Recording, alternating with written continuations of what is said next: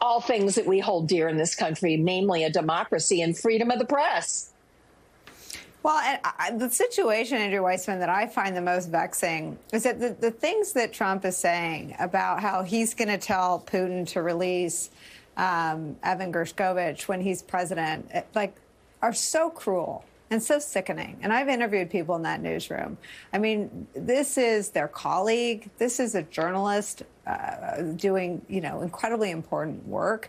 And the fact that Trump is weaponized will now be a show trial for Putin. He's going to be tried on espionage charges. The fact that there are no breakers in the circuits for the Murdoch-owned Wall Street Journal, that there's no pride in what that paper is and does, really is a stunning sort of mile marker in that paper's evolution.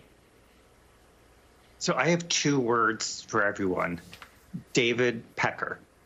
We just sat through a trial where the jury found beyond a reasonable doubt, with no cross-examination of any import of David Pecker, a friend of Donald Trump's to this day, the head of the National Enquirer, where he talked about, it wasn't just a catch and kill scheme, with that sort of our shorthand and the way we shorthanded hush money.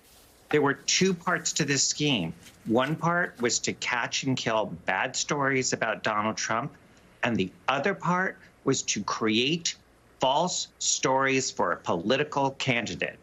And those false stories were first run by the political candidate. That is David Pecker's testimony under oath about what he agreed to with Donald Trump. Tim's comment about the Murdochs is that is just the new day David Pecker.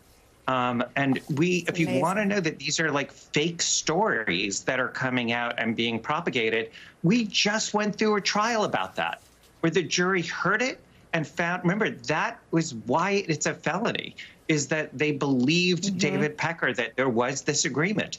And so this is, you don't need to look very far, and you don't need to sort of surmise what's going on with Donald Trump. He did this already. It's amazing. And it's what he would